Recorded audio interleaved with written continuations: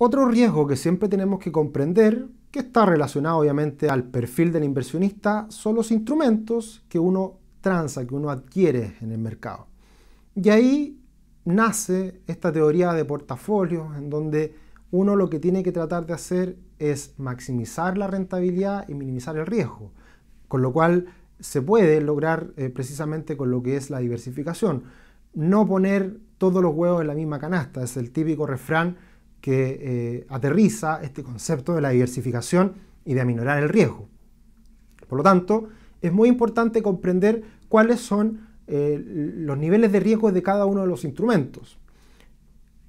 Para comprender esto, debemos situarnos en niveles de variación que puede tener un instrumento respecto a otro.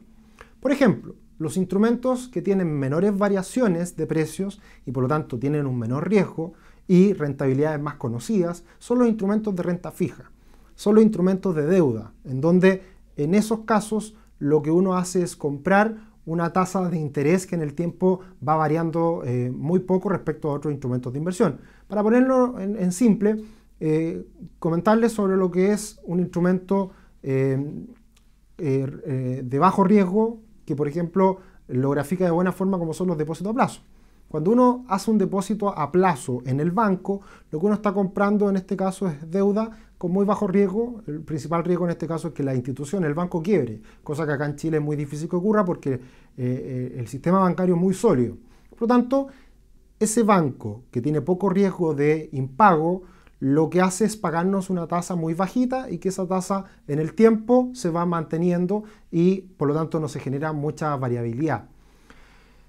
En el rango intermedio están las acciones más variables, más agresivas y acciones más defensivas. Acciones variables son, por ejemplo, las que están relacionadas a los precios de las materias primas, que son muy variables en el tiempo. Y esas acciones suben y bajan de manera muy abrupta. Como también tenemos acciones defensivas, que son las que están orientadas a los servicios básicos, por ejemplo.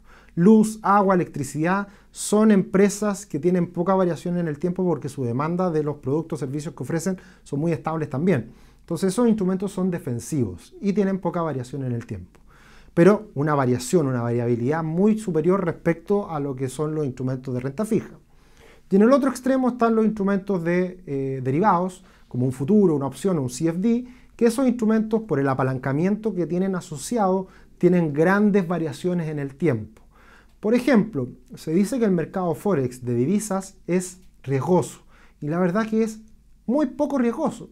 Lo que ocurre es que cuando uno transa en el mercado de divisas, compra divisas que se mueven muy poquito en el día, un 0,5, un 1%, pero se amplifica ese movimiento de precios con el apalancamiento. Uno amplifica esa rentabilidad, ya sea a la alza o a la baja, por el apalancamiento que uno realiza con este tipo de operaciones y eso lo hace más riesgoso. Por lo tanto, muy importante identificar cuál es el perfil de riesgo de uno como inversionista y también identificar los diferentes riesgos que tienen internalizado cada instrumento de inversión y lo ideal es diversificar, comprar diferentes instrumentos financieros para de esa manera minimizar el riesgo de nuestra inversión.